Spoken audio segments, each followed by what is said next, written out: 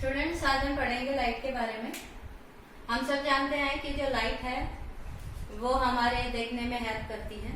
Means light की अगर हम एक सिंपल सी डेफिनेशन देना चाहें, किसी को हम बताना चाहें कि व्हाट इज लाइट, तो सिंपली हम क्या कहेंगे कि light is form of energy which enable us to see the objects around us. Means हमारे आसपास जो भी कुछ है उसको देखने के लिए हमें क्या चाहिए? लाइट। तो स्टूडेंट्स, आज जो लाइट है उसके बारे में हम कुछ जनरल टर्म्स पढ़ेंगे। वो हम पहले भी पढ़ चुके हैं, लेकिन फिर भी एक रिव्यू उनके लिए है। So first of all, light emitting source.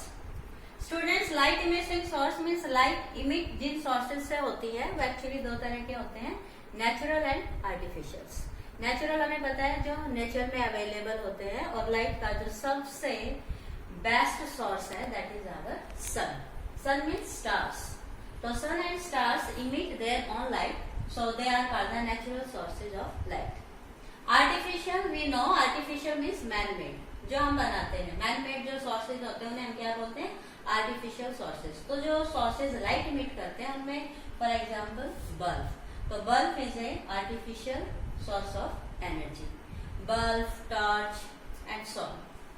Students, हम कुछ objects के बारे में भी पढ़ेंगे जिन्हें हम बोलते हैं luminous, non-luminous, transparent, opaque, translucent. Students, जो ल्यूमिनियस हैं उनका मतलब है कि they emit their own light, so like torch, bulb, star, candles.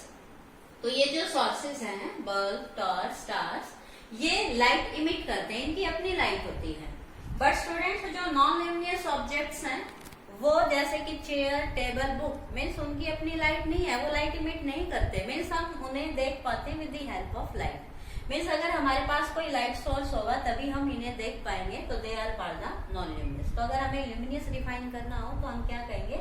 The objects which emit their own light, they are called luminous, and non luminous which don't emit their own light but they are seen with the help of some light source. अब students, कुछ objects और हैं जिन्हें हम कहते हैं transparent, opaque and translucent. Students, जो transparent है, ट्रांसपेरेंट का मतलब हमें पता है जिसके आर पार देखा जा सके। मीन्स वो ऑब्जेक्ट्स जिनके लाइट आर पार जा सके। मीन्स लाइट सोर्स है और कोई ऑब्जेक्ट उसके सामने रखा है तो लाइट उसके बिल्कुल आर पार चली जाए। मीन्स हम इस ऑब्जेक्ट्स के दूसरे साइड की जो चीज है उन्हें भी देख सकते हैं, जैसे कि एयर, वाटर, ग्लास। स्टूडेंट, अगर हम एयर में, वाटर में, ग्लास में देखते हैं तो हमें आर पार दिखाई देता है। Second is opaque. तो opaque are those substance, those objects through which light can not pass, light can not travel. Means उनमें से लाइट ट्रेवल नहीं कर सकते। मीन्स अगर हम उनके आर पार देखना चाहें तो हमें दिखाई नहीं देंगे, क्योंकि देखने के लिए लाइट चाहिए, और लाइट जब हम उन पे डालते हैं तो लाइट उनके आर पार नहीं जाती है। तो जो ऑब्जेक्ट्स लाइट को ट्रांसमिट नहीं करते हैं, जिनके आर पार लाइट नहीं जाती है, they are opaque, and for example wood and wall। तो जब वुड और वॉल की बात आती है तो हम ये कहें कि भाई वुड के आर पार लाइट है? नो। Same translucent. ट्रांसलूसेंट वो ऑब्जेक्ट्स होते हैं जिनमें लाइट ट्रैवल तो करती है लेकिन हमें ऑब्जेक्ट्स क्लियर दिखाई नहीं देता, सिर्फ हमें एक अपीयरेंस लगती है कि हाँ इसकी तरफ कोई ऑब्जेक्ट्स है, but we can not clear see. So like your rough glass, oily paper, dirty water. तो इनमें अगर कोई ऑब्जेक्ट्स हैं, इनमें अगर हम दूसरी साइड इनके ऑब्जेक्ट्स को देखना चाहेंगे तो हमें जस्ट एक अपीयरेंस होगी, लेकिन हम क्लियर नहीं देख सकेंगे। तो these are some general terms and objects that related to the light. Now we discuss about important properties of light. Students, now we discuss about important properties of light, and first of all is light travel in a straight line. Student, जब भी light travel की बात आती है तो हम बोलते हैं कि लाइट जो है वो एक स्ट्रेट लाइन में चलती है। मीन्स अगर किसी सोर्स से लाइट चले तो दैट, ये आपका अगर कोई सोर्स है, अगर इससे लाइट इमिट होती है तो it travel in the straight line. अगर इसके सामने कोई ऑब्स्टेकल आ जाता है, let any object, then it change its path. Okay, means ये जब भी चलेगी इसकी जो चलने का रास्ता होगा वो हमेशा क्या होगा? Straight line. भले इसके सामने कितने भी बैरियर्स आ जाएं, लेकिन अगर ये किसी बैरियर, ऑब्स्टेकल से अगर टकराती भी है तो उसके बाद इसका रास्ता क्या ही रहेगा? स्ट्रेट। तो light always straight path. Second property की light is an electromagnetic wave. Students, काफी रिसर्च और एक्सपेरिमेंट के बाद ये पता चला है कि जो लाइट है वो एक वेव नेचर भी रखती है, कि लाइट को हम स्ट्रेट लाइन पाथ कहते हैं, लेकिन इसके बावजूद ये लाइट एक वेव के फॉर्म में भी चलती है, कि जो लाइट है it travel in the form of wave also, कि जो लाइट है वो एक वेव नेचर भी रखती है। काफी एक्सपेरिमेंट फिनोमिना नेचर में अवेलेबल है जिनसे पता चला कि लाइट जो है वो एक इलेक्ट्रोमैग्नेटिक वेव है।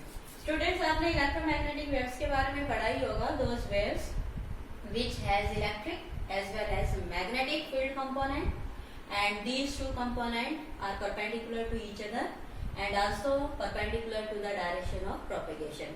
9th क्लास में बड़े अच्छे से आपने वेव वाला चैप्टर पढ़ा होगा और उस वेव में इनके बारे में आपने पढ़ा भी होगा। सो जो लाइट है वो वेव्स में किस तरह की वेव है? Electromagnetic waves. Students, now light is transverse in nature, कि जो लाइट है उसका जो नेचर है ये एक वेव तो है, लेकिन वेव जिस तरह से ट्रेवल करती है वो दो तरह के पाथ बताए थे, one is called longitudinal and one is called transverse. तो जो वेव है वो किस तरह के नेचर को बिलोंग करती है? Transverse nature. मीन्स जब लाइट किसी डायरेक्शन में प्रोपेगेट करती है तो ये जिस मीडियम में ट्रेवल करती है उस मीडियम के जो पार्टिकल्स होते हैं वो मीडियम के पार्टिकल इस डायरेक्शन ऑफ प्रोपेगेशन के perpendicular up and down direction में वाइब्रेट करते हैं। तो जब किसी मीडियम के particles up and down direction में डायरेक्शन ऑफ वेव प्रोपेगेशन के परपेंडिकुलर डायरेक्शन में अगर वाइब्रेट करना शुरू कर दें तो वो जो वेव नेचर है वो कैसा कहा जाता है? Transverse wave. Now light needs no medium to travel. Students, जो इलेक्ट्रोमैग्नेटिक वेव्स होती हैं उन्हें ट्रेवल करने के लिए किसी मीडियम की जरूरत नहीं होती है, means without medium they can travel. For example, जैसे कि सन है, स्टार्स हैं, उनसे जो लाइट आती है वो वैक्यूम से ट्रेवल करके, स्पेस से ट्रेवल करके हमारी अर्थ तक आती है। सो वैक्यूम से यहाँ तक आने के लिए कोई मीडियम नहीं है, so light need no medium to travel. But students, जब लाइट एक मीडियम से दूसरे मीडियम में जाती है, अगर लाइट के सामने कोई मीडियम आ भी जाता है तो लाइट की जो वेलोसिटी है वो चेंज हो जाती है। लाइट की जो स्पीड की डायरेक्शन है, स्पीड का जो मैग्नीट्यूड है, दैट कैन चेंज। मीन्स अगर हम ये कहें कि एयर से अगर ग्लास में ट्रेवल करें तो you know air and glass are two different medium, so velocity in air differ then water, glass and so on. Now velocity of light is maximum in vacuum. Student, velocity of light है वो maximum होती है vacuum में, क्योंकि हमने कहा था कि लाइट को ट्रेवल करने के लिए किसी मीडियम की जरूरत नहीं है, और वैक्यूम आपको पता है no medium means not single a particle. Means अगर हम वैक्यूम की बात करें तो वहां वेलोसिटी ऑफ लाइट मैक्सिमम होती है, और ये experimentally given that it is 3 × 10⁸ metre per second. Means ये इतनी हाई वेलोसिटी है, इससे ज्यादा वेलोसिटी नेचर एग्जिस्ट नहीं करती। तो जो वेलोसिटी ऑफ लाइट है वो नेचर में मैक्सिमम है, और ये जो वेलोसिटी है इसका जो मैग्नीट्यूड है that is 3 × 10⁸ metre per second. Students, हमने अब तक पढ़ा है कि जो लाइट है वो रे की फॉर्म में चलती है। मीन्स हमने सिंपली आज तक यही पढ़ा है कि जब हम किसी लाइट सोर्स की बात करते हैं तो जब उसे लाइट इमिट होगी तो वो स्ट्रेट लाइन के रूप में हमें दिखाते हैं। मीन्स ये जो लाइट है ये अगर हम नेचुरली देखें इन ए मैक्रोस्कोपिक फॉर्म तो light travel in the form of straight lines. तो जो ये वन रे है, अगर इन सभी रेज को हम कलेक्ट करें तो ये क्या बन जाता है? Beam of light. Means bundle of rays, group of rays is known as beam of light. So light travel in the form of rays. So this beam of light is of 3 types. The light can travel in the form of parallel rays. Light can travel as a converging beam. Light can travel as a diverging beam.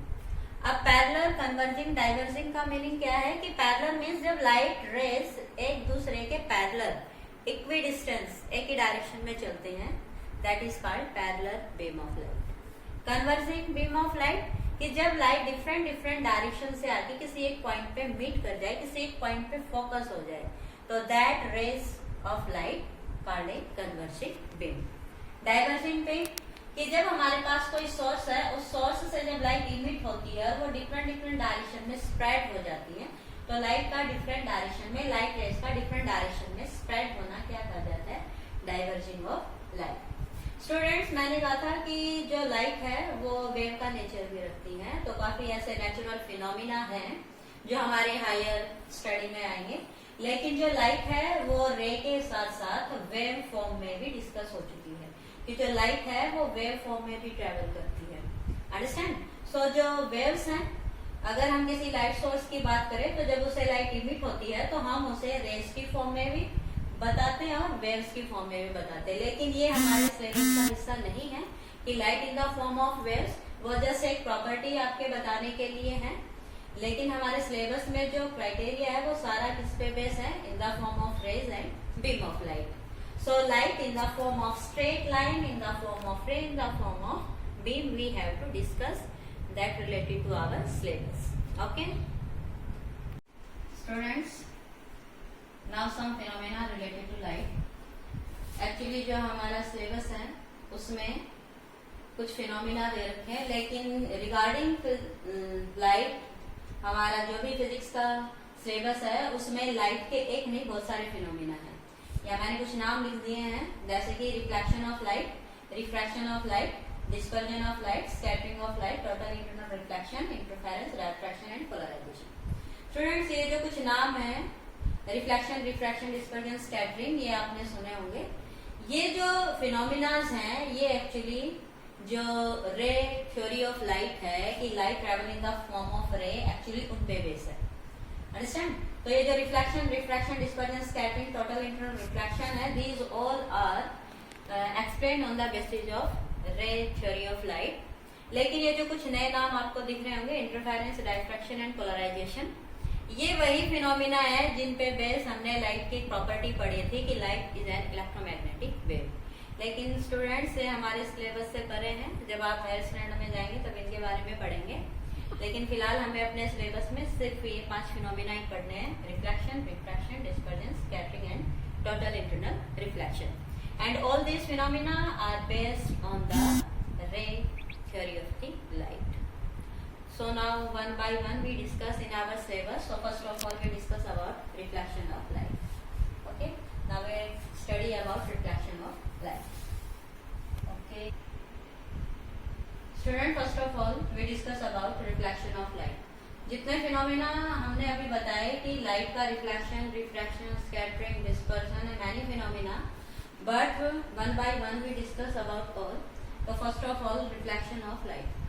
Reflection का मतलब होता है bending, लेकिन हम light की बात कर रहे हैं तो बैंडिंग ऑफ लाइट। और बैंड कैसे होगा? When light fall on a smooth shiny surface.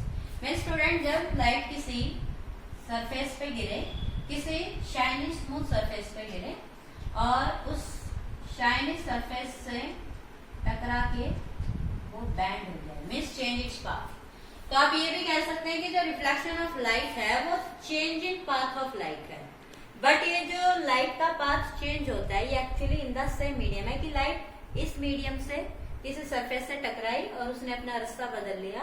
So this change in path of light या बेंडिंग ऑफ लाइट या bouncing back of light when it fall on a plain shiny smooth surface, this phenomena is known as reflection of light. So अगर हम इसकी simple सी definition देना चाहे तो आप इतना लिख सकते हैं कि bending of light when fall on a smooth shiny surface, it is known as reflection of light. लेकिन स्टूडेंट्स, जो रिफ्लेक्शन है वो दो तरह का होता है, one is called regular and one is called irregular. हम इररेगुलर को डिफ्यूज भी कह सकते हैं। तो first of all about regular reflection. Regular reflection में क्या होता है कि जब किसी सरफेस पे लाइट गिरती है और वो एक पर्टिकुलर डायरेक्शन में रिफ्लेक्ट हो, एक पर्टिकुलर डायरेक्शन में बैंड हो, that is called a regular reflection. लेकिन जो इरेगुलर है उसमें आपने देखा कि ये जो लाइट है ये पैरेलल तो आ रही है, लेकिन जब ये सरफेस पे गिरती हैं तो इनकी डायरेक्शन काफी हद तक चेंज हो जाती है। मीन्स जो फिनोमिना यहाँ था ये फिनोमिना इससे बिल्कुल डिफरेंट है।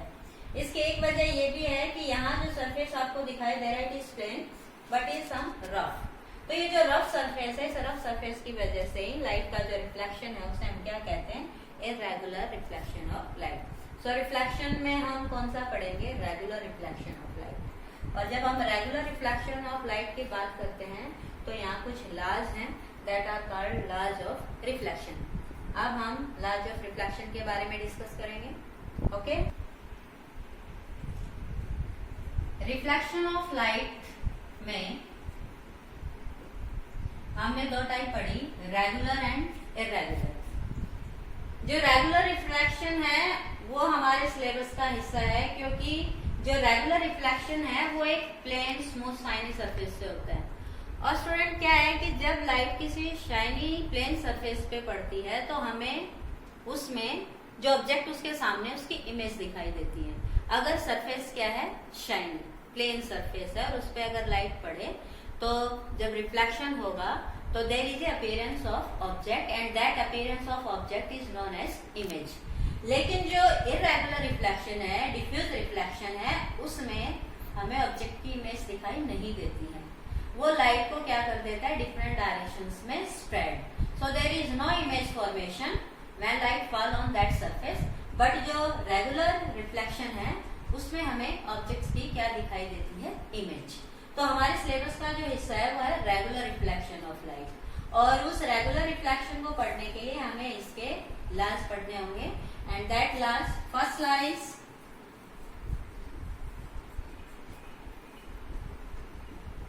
स्टूडेंट्स, रिफ्लेक्शन क्या होता था कि फर्स्ट ऑफ ऑल की कोई हमारे पास प्लेन शाइनी सरफेस हो, उसे हम इस तरह से शो करते हैं, और लेट कोई लाइट की रे इस सरफेस पे पड़ती है इन दिस डायरेक्शन, और अगर ये शाइनी प्लेन सरफेस है तो इससे टकरा के क्या हो जाएगी, bend, means it change its path. So ये जो लाइट इस पे आके गिरती है, it is called incident ray, it is called incident ray of light. और जो लाइट बैंड हो गई है, it is called reflective ray, it is called reflective ray. और ये जो पॉइंट ऑफ इंसिडेंस है, अगर हम इस सरफेस के ऊपर इस पॉइंट ऑफ इंसिडेंस पे एक परपेंडिकुलर लाइन ड्रॉ करें तो इट इज कॉल्ड नॉर्मल।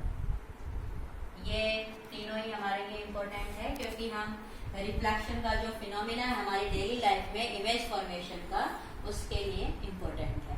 सो जब लाइट का रिफ्लेक्शन होता है, सो यहाँ हमें दो लॉज फॉलो करने पड़ेंगे। इसका जो सबसे पहला लॉ है वो क्या कहा जाता है कि incident ray, reflected ray and normal, this all lies in the same plane.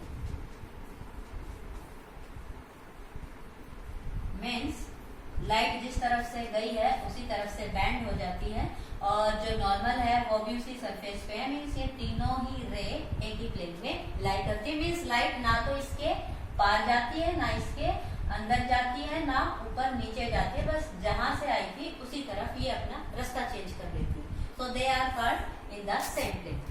Second law student ये है कि ये जो इंसिडेंट रे है और ये जो नॉर्मल है, इन दोनों के बीच में एक एंगल है, that is called angle of incidence.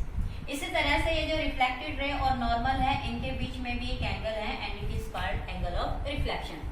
तो angle of incidence and angle of reflection जब चेक किए तो ये पता चला कि angle of incidence is equal to angle of reflection.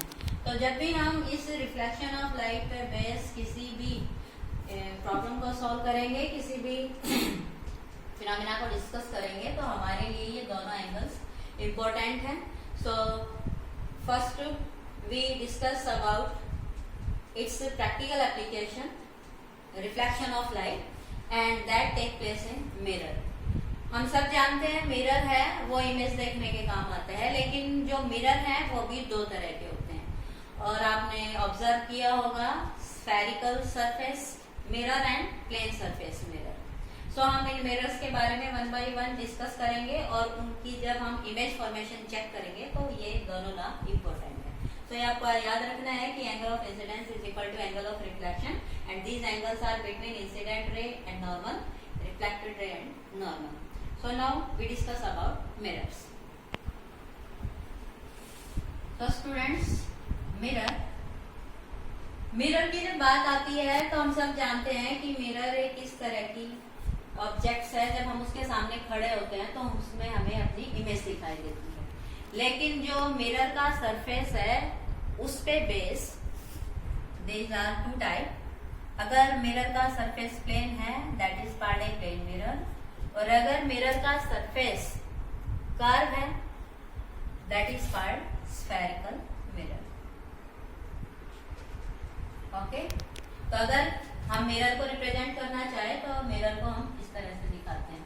अगर प्लेन मिरर है तो प्लेन मिरर के लिए हमारा प्लेन सरफेस कहा जाएगा, और अगर स्फेरिकल मिरर है तो उसके लिए हमारा सरफेस रिफ्लेक्टिंग सरफेस कैसा होगा, स्फेरिकल। लेकिन जो स्फेरिकल मिरर है वो भी दो टाइप के हैं।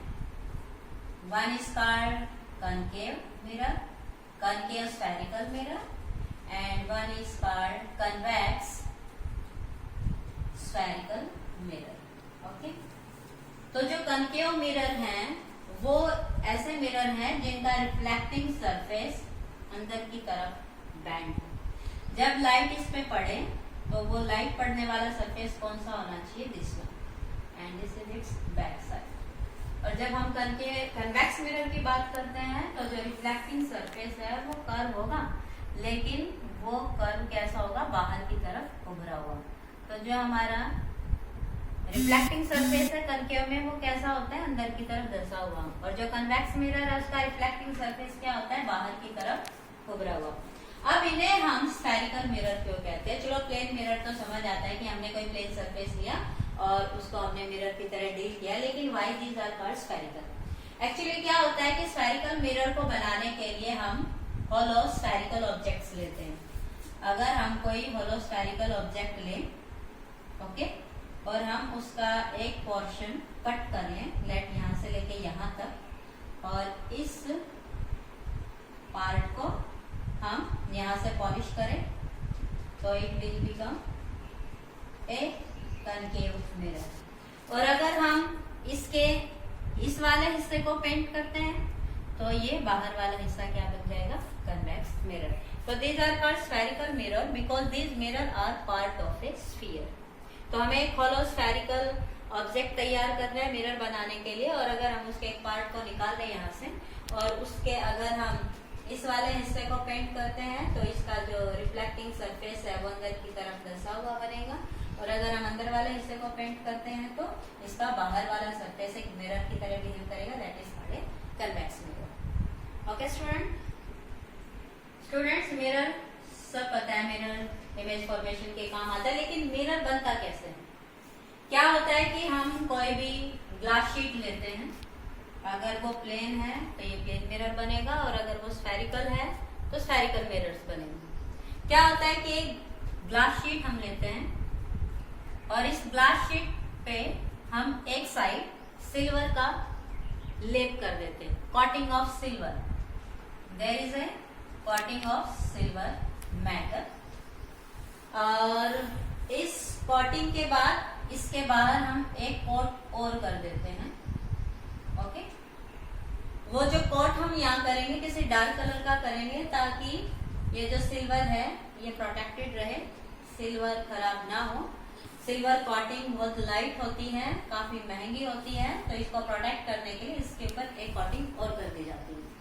क्या होगा कि जो हमने प्लेन ग्लास शीट ली थी जिसके हमें आर पार दिखाई दे रहा था, ट्रांसपेरेंट ग्लास शीट थी, और जब हमने इस ट्रांसपेरेंट ग्लास शीट के एक साइड सिल्वर कोटिंग की और दूसरी साइड जब हम देखते हैं तो ये मिरर की तरह बिहेव करता है, मीन्स जब हम इसके सामने खड़े होते हैं तो हमें इसमें अपनी इमेज दिखाई देती है। इसी तरह से अगर हमें स्फेरिकल मिरर बनाने हो तो क्या होगा कि हम एक स्फीयर का पार्ट उठाएंगे, अगर हम उस स्फीयर पोर्शन के बाहर की तरफ सिल्वर कोटिंग करते हैं तो ये जो इसका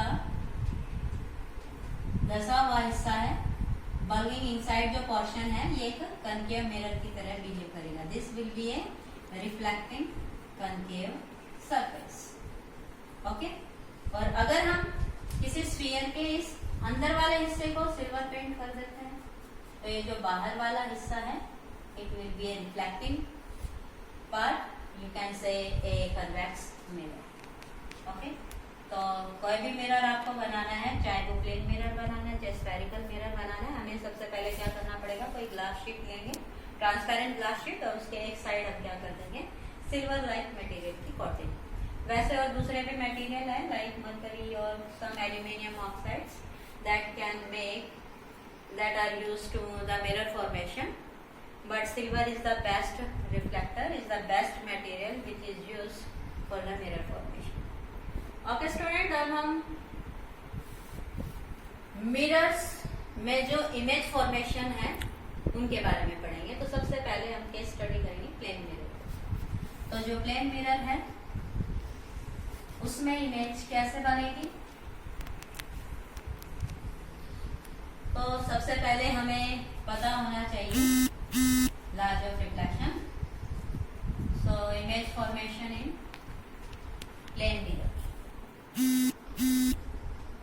स्टूडेंट्स, जब भी हम इमेज फॉर्मेशन की बात करते हैं तो एक्चुअली क्या होता है कि जब किसी स्मूथ शाइनी सरफेस पे लाइट इंसिडेंट करती है और जब लाइट इंसिडेंट के बाद रिफ्लेक्ट होती है तो जो रिफ्लेक्टेड रेज हैं वो मीट करें किसी पॉइंट पे, understand, in a region, and this is the image of the object. या तो वो एक्चुअली मीट करे या अपीयर टू मीट।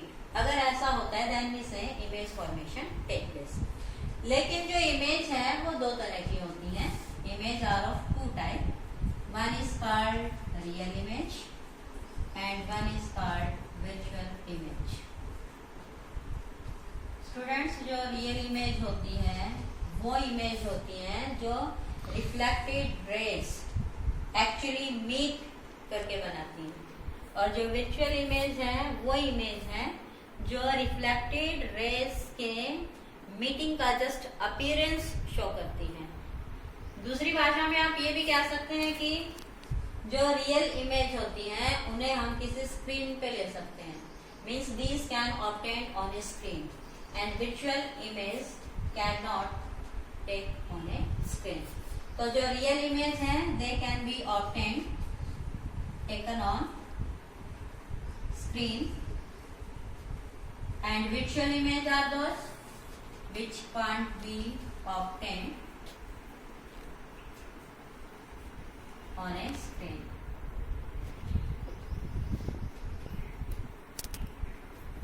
और एक हमने क्या कहा था कि when reflected rays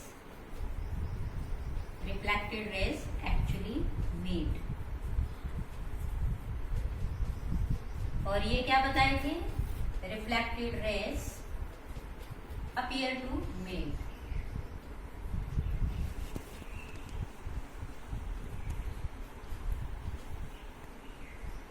तो जो प्लेन मिरर है उसमें वर्चुअल इमेज बनती है। क्यों बनती है वर्चुअल इमेज, रियल क्यों नहीं बनती है, वो आपको अभी पता चल जाएगा। बिकॉज इमेज फॉर्मेशन में मैंने क्या कहा था, लॉज ऑफ रिफ्लेक्शन हमें पता होना चाहिए कि लाइट जब रिफ्लेक्ट करती है तो वो कुछ लॉज को फॉलो करती है। सो आप खुद देखें कि how image in plane mirror are virtual. So let we have a plane mirror and an object is placed. देखिए, ऑब्जेक्ट्स को हम दो सेंस में रख सकते हैं। You can say point object और ए एक्सटेंडेड ऑब्जेक्ट। तो जब भी कोई ऑब्जेक्ट हम मिरर के सामने रखते हैं तो उसको हम एक वर्टिकल एरो लाइन से शो करेंगे। This is the bottom and this is the top of the object and this is the height of the object. अब जो ऑब्जेक्ट है उस पे लाइट पड़ती है। हमें ये चीज दिखाई क्यों देती है, क्योंकि लाइट जब इस पे पड़ती है तो ये लाइट को क्या कर देता है, रिफ्लेक्ट। और जो रिफ्लेक्टेड लाइट है वो हमारी आंखों तक आती है, फिर वो हमें दिखाई देती है। अंडरस्टैंड? तो किसी लाइट सोर्स से लाइट इस पे पड़ती है, क्योंकि हर object in the nature light को रिफ्लेक्ट करता है, कोई रेगुलर कोई इरेगुलर।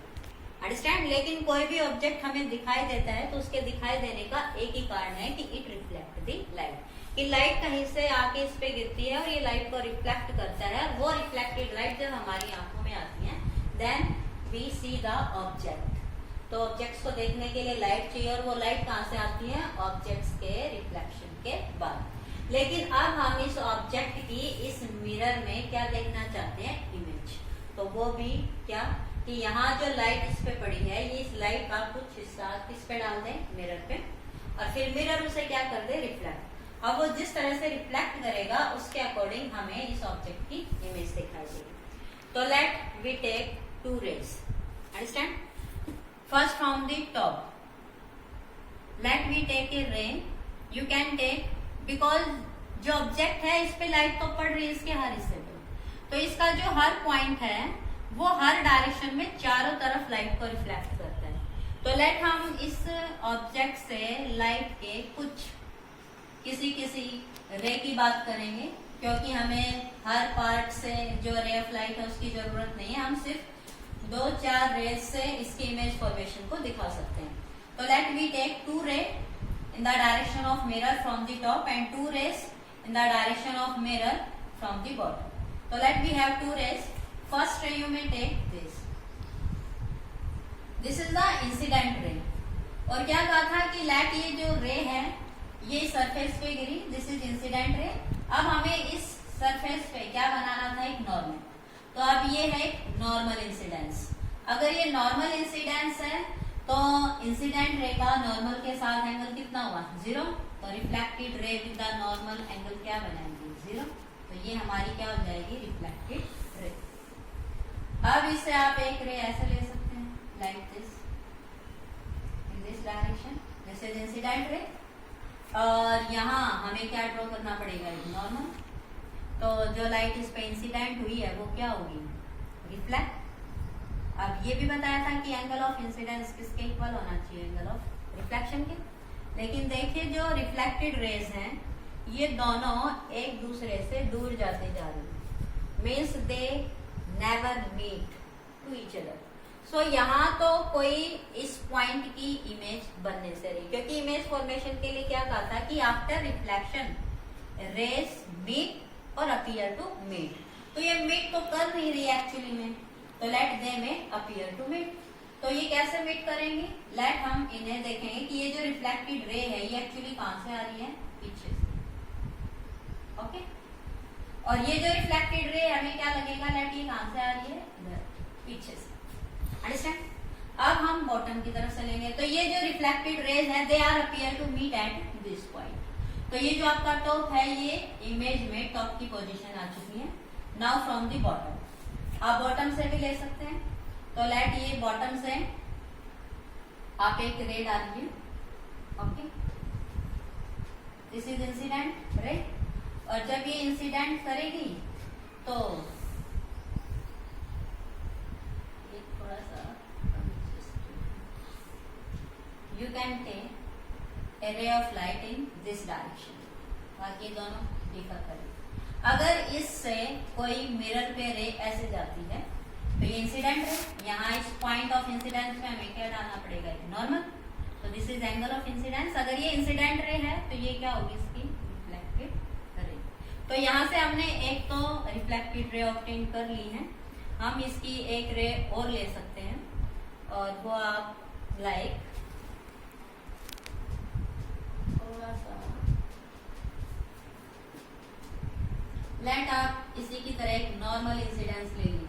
जैसे हमने टॉप का लिया था ना नॉर्मल इंसिडेंस, थोड़ा सा कंजेस्टेड नहीं लगेगा। तो अगर हम बॉटम से भी एक नॉर्मल इंसिडेंस करते हैं तो ये नॉर्मल इंसिडेंस तो है, तो यही नॉर्मल होगा, तो रिफ्लेक्टेड रे भी क्या होगी, इन द सेम वे।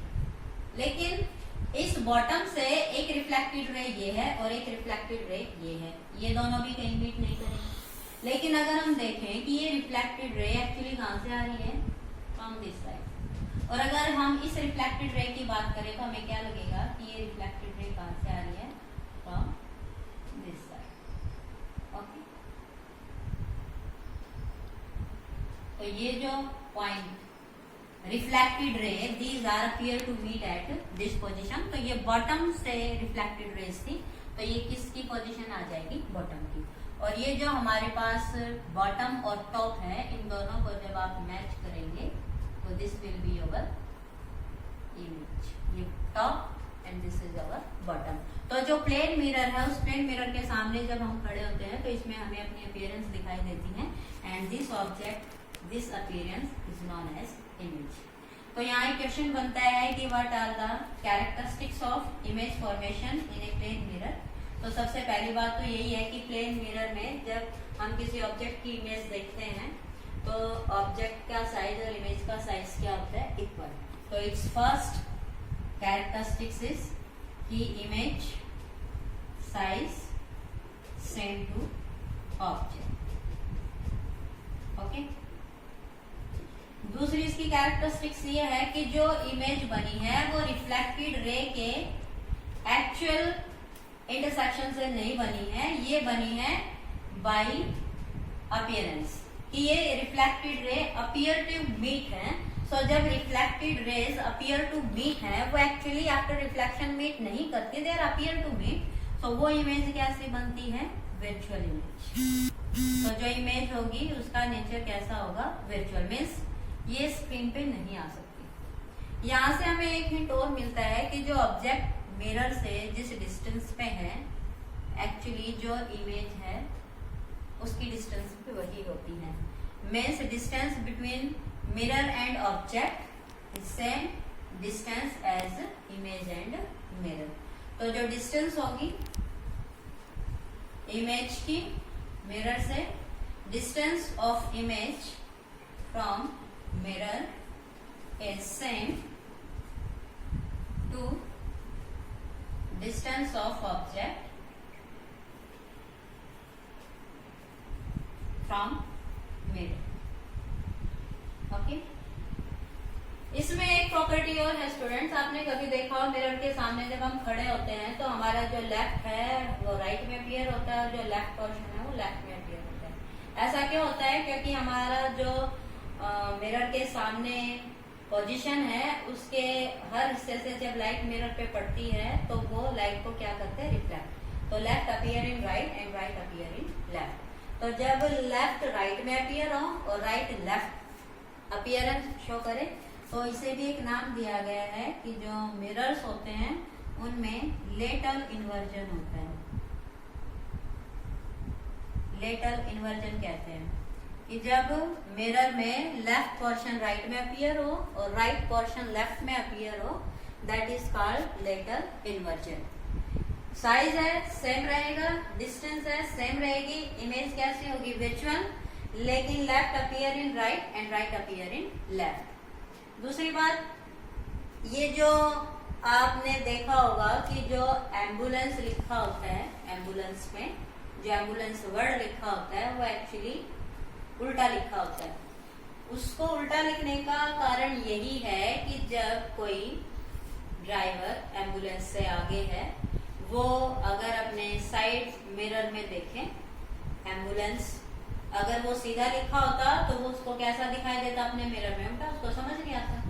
लेकिन जो एम्बुलेंस है वो एक इमरजेंसी सर्विस है, इसलिए उसको जल्दी से पहचानना जरूरी है। इसलिए एम्बुलेंस को अगर उल्टा लिखा रहता है तो वो सामने मिरर पे हमें कैसा दिखाई देगा? लेटल इन्वर्जन की वजह से सीधा, ताकि एम्बुलेंस पढ़ने में दिक्कत ना आए और वो इजीली क्रॉस कर जाए। तो students, these are the properties of the image formation in the plane mirror. Now we discuss about image formation in spherical mirrors one by one. Okay? Uses of, पहले हम प्लेन मिरर के बारे में एक चीज और पढ़ते हैं, number of images. Number of images form between two mirrors, और वो टू मिरर्स भी हम कौन से पढ़ रहे हैं? Plane mirrors. स्टूडेंट्स, क्या होता है कि जब हम एक मिरर की बात करते हैं, इसके सामने अगर कोई ऑब्जेक्ट रखा हुआ है तो उसकी एक इमेज बनती है। लेकिन स्टूडेंट, अगर अब हमारे पास एक मिरर ना होके दो मिरर हैं, ओके, और हम उनको एक दूसरे के साथ एट सम एंगल सेट करके रख देते हैं, that this is mirror M1 and this is mirror M2। और अब अगर आप इन दोनों के बीच में किसी ऑब्जेक्ट को रखते हैं तो हमें इन दोनों मिरर्स में इस ऑब्जेक्ट्स पे जो लाइट पड़ेगी उसका रिफ्लेक्शन इसमें भी होगा और इसमें भी होगा। अब इस ऑब्जेक्ट का जो इसमें रिफ्लेक्शन है वो इसे भी अफेक्ट करेगा और इस पे जो रिफ्लेक्शन है वो इसे भी अफेक्ट करेगा। मीन्स अगर आपके पास two mirror are inclined at some angle theta, तो दी नंबर ऑफ इमेजेस हैं वो, जैसे कि वन मिरर के लिए वन इमेज, सेकंड मिरर के लिए वन इमेज, बट दो मिरर की वजह से यहाँ एक इसकी और एक इसकी इमेज, दो इमेज ना बनके मल्टी इमेजेस बनती है।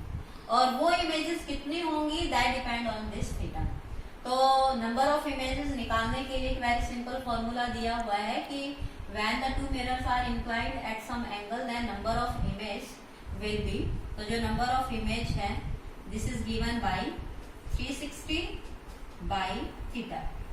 स्टूडेंट्स ये देखा गया है कि अगर हम मान लिया जाए कि यहीं पे इस एंगल को क्या कह दूं 90 डिग्री, कि अगर ये दोनों मिरर 90 डिग्री पे इंक्लाइंड है तो नंबर ऑफ इमेजेस क्या होंगी, तो this will be 360 by 90 and this will be 4। लेकिन एक्चुअली जो इमेज इसमें दिखाई देती है वो 4 नहीं, कितनी होती है 3। तो अगर आपके पास ये रेशियो क्या है एक इवन नंबर, तो आप इसमें से 1 सब्ट्रैक्ट कर देंगे, और अगर ये रेशियो क्या है एक ओड, तो जो रेशियो होगा उसका जो आंसर होगा वही आपके क्या होंगे number of images. So for example अगर मेरे पास एंगल कितना है 90 डिग्री, तो मेरे पास क्या है 360 अपॉन 90, दिस इज 4, लेकिन इमेज कितनी होगी -1, means number of images are 3। अगर इन दोनों के बीच में एंगल क्या हो, अगर इन दोनों मिरर्स के बीच में अब एंगल चेंज कर दिया जाए, इनको ऐसे रख दिया जाए, let this is angle about 120 degree, so number of images क्या होंगे 360 अपॉन 120, दिस इज 3, तो नंबर ऑफ इमेजेस क्या होंगी 3। अगर अब इन दोनों के बीच में एंगल कितना हो रहा है 30 degree, 60 degree, but this is 60 degree, तो नंबर ऑफ इमेजेस क्या होंगी 360 अपॉन 60, तो 6 नहीं, दिस इज -1, तो नंबर ऑफ इमेजेस आर 5। तो जो इमेज इनके बीच में बनती हैं, अंडरस्टैंड, तो उन्हीं के नंबर वाइज जितनी इमेजेस बनती है उसी पे बेस से आपका एक फॉर्मूला है कि अगर आपका रेशियो है even then number of images will be -1, और अगर आपका रेशियो क्या है odd then number of images will be the same. तो आप ध्यान रखेंगे कि ये रेशियो इवन है तो -1 और ओड है तो एज इट इज, मीन्स आप ये कह सकते हैं कि नंबर ऑफ इमेज इवन ना हो, that is -1, and this is on the basis of reflection of light. कि जो इमेज फॉर्मेशन होती है मल्टीपल इमेजेस बनती है वो रिफ्लेक्शन ऑफ लाइट के लॉज को फॉलो करके बनती है, और उनकी जो नंबर होती हैं that are observed and on that basis we have drive this formula 360 by theta, if this is even then -1। Now student अगर हम ये कहें कि हमारे पास दो मिरर एक दूसरे के बिल्कुल पैरेलल है, ओके, ऐसे बिल्कुल एक दूसरे के पैरेलल, मीन्स ये अगर एक दूसरे के पैरेलल है और इनके बीच में जो कोई ऑब्जेक्ट रखा हुआ है तो उसकी इमेज कितने बनेंगे, तो हम बोलते हैं कि 360 अपॉन पैरेलल, पैरेलल मीन्स इनके बीच में एंगल कितना है 0, और एनीथिंग अपॉन 0 क्या होता है इंफिनिटी, मीन्स इन दोनों के बीच में अगर कोई ऑब्जेक्ट रखा जाता है तो कितनी इमेजेस बनती हैं इनफाइनाइट, मीन्स इनफाइनाइट, और जो इनफाइनाइट इमेजेस हैं वो इनफाइनाइट मीन्स वो हम काउंट तो कर ही नहीं सकते, लेकिन हम देखेंगे कि जो इमेजेस बन रही हैं वो हमें काफी ब्राइट दिखाई देती हैं पास वाले, लेकिन जितना आप दूर तक देखते जाएंगे इमेज तो दिखाई देंगी लेकिन वो क्या होगी ब्लर्ड, क्लियर नहीं होगी। तो जो इनफाइनाइट इमेजेस बनती हैं उनमें सबकी इंटेंसिटी एक जैसी नहीं होती क्योंकि पैरेलल है, मल्टी रिफ्लेक्शन इनके बीच में होता रहेगा और इमेज बनती रहेगी और इनकी इंटेंसिटी डिक्रीज होती रहेगी। सो जब both are parallel, the number of images are infinite but intensity decrease as number of image formations increase. Now there is some uses of plane mirror in our daily life. तो सबसे पहले तो हम सबके घरों में होता है प्लेन मिरर, ड्रेसिंग टेबल पे, अंडरस्टैंड, जो ड्रेसिंग के लिए हम यूज करते हैं उसमें कौन सा मिरर यूज होता है plane mirror. His first use is mirror in dressing table। तो जो ड्रेसिंग के लिए हम यूज करते हैं उसमें जो मिरर यूज होता है that is a plane mirror. तो plane mirror is use in dressing table, okay. दूसरा जो इसका यूज है वो है कि जो प्लेन मिरर है उसको हम जैसे कि डेकोरेशन के लिए ज्वेलर्स या बार्बर जो शॉप होती है, अंडरस्टैंड, तो डेकोरेशन के लिए भी इसे यूज किया जाता है कि अगर डेकोरेशन करना है किसी भी शॉप में, लाइक स्पेशली होता है ज्वेलर्स और बार्बर्स की शॉप में, तो डेकोरेशंस के लिए भी प्लेन मिरर का यूज किया जाता है। थर्ड है स्टूडेंट्स, एक एंटरटेनिंग सेटअप होता है जिसे हम बोलते हैं कैलिडियास्कोप।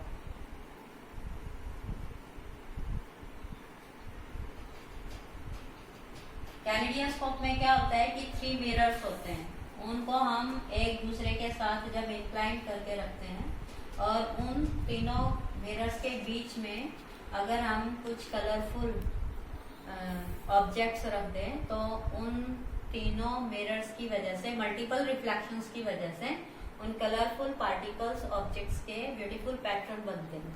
तो वो जो कैलिडियास्कोप है उसमें भी क्या लगते हैं, प्लेन मिरर। एक होता है स्टूडेंट पेरिस्कोप। पेरिस्कोप होता है इनडायरेक्ट विजन के लिए, उसमें 2 प्लेन मिरर लगते हैं। उसमें क्या होता है कि हम किसी चीज को देखना चाहते हैं लेकिन वो हमारे डायरेक्ट साइड में नहीं है, तो हम दूसरी साइड उसके डायरेक्ट विजन में ना हो कि दूसरी साइड रह के भी उसको देख सकते हैं, लेकिन उसके लिए हमें एक मिरर नहीं 2 मिरर की जरूरत होती है। वो दोनों मिरर एक दूसरे पे 45 डिग्री के एंगल पे इंक्लाइन रखते हैं, तो हमें इनडायरेक्ट विजन में हेल्प मिलती है।